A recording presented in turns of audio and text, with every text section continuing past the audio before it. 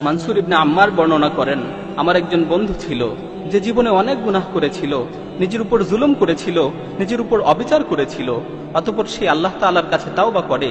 তাওবা করার পর থেকে আমি তাকে দেখতাম সে অনেক ইবাদত করত, অনেক নামাজ পড়ত, অনেক রোজা রাখত, অনেক তাহাজ্জুদ করত। হঠাৎ করে একদিন তাকে খুঁজে পাচ্ছিলাম না। আমি তার খোঁজে তার বাড়িতে গেলাম। আমি দরজায় গিয়ে আওয়াজ দিলাম, ভিতর থেকে তার মেয়ে বের হয়ে আসলো। আমাকে জিজ্ঞেস করলো, কাকে খুঁজছেন? তখন আমি বললাম, তোমার আব্বুকে যে বলো অমুক এসেছে। অতঃপর আমাকে ভিতরে আসতে বলা হলো। আমি ভিতরে প্রবেশ করলাম। আমি দেখলাম সে বাড়ির মাঝখানে শুয়ে আছে। তার চেহারা বিকৃত হয়ে গেছে, তার চোখগুলো বড় বড় হয়ে গেছে। তখন আমি তার এই অবস্থা দেখে বললাম, হে আমার ভাই, আমার ভয় হচ্ছে। হে আমার ভাই, তোমার এই অবস্থা দেখে আমার ভয় হচ্ছে। তুমি বেশি বেশি করে লা ইলাহা ইল্লাল্লাহ বলতে থাকো।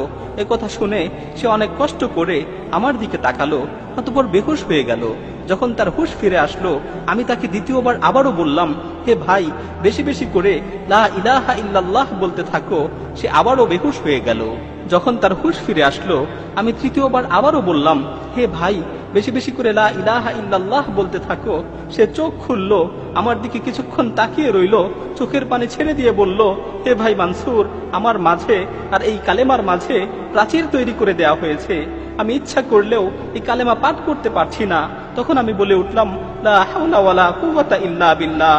আমি তাকে বললাম, তুমি যে এত নামাজ পড়তে, এত ইবাদত করতে, এত আমল করতে, এত তাহাজ্জুদ পড়তে, এগুলোর কি হলো?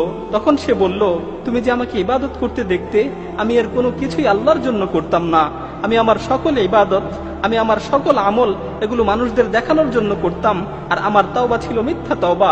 আমি মানুষদের দেখানোর জন্য তাওবা করেছিলাম। আমি মূলত বাহ্যিকভাবে মানুষদের দেখানোর জন্য ইবাদত করতাম, কিন্তু আমি যখন একাকী থাকতাম, আমি আমার ঘরের দরজা বন্ধ করে দিয়ে মদ পান করতাম। আমি নির্জন মুহূর্তে বিভিন্ন ধরনের গুনায় লিপ্ত হতাম। আমার মনে আছে, একবার আমি খুব গুরুতর অসুস্থ হয়ে গিয়েছিলাম। আমার ধারণা হচ্ছিল আমি আর বাঁচব না।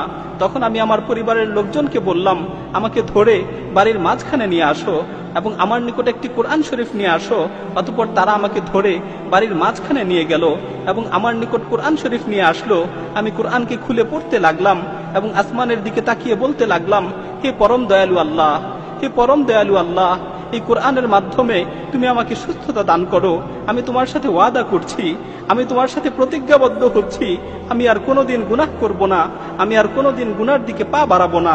আল্লাহ তাআলা আমাকে সুস্থতা দান করলেন। যখন আমি সুস্থ হলাম, তখন আমি আগের মতোই আবারও গুনায় লিপ্ত হলাম। প্রতিনিয়ত গুনাহ করতে থাকলাম। আল্লাহর সাথে কৃত ওয়াদার কথা একেবারেই ভুলে গেলাম। এভাবে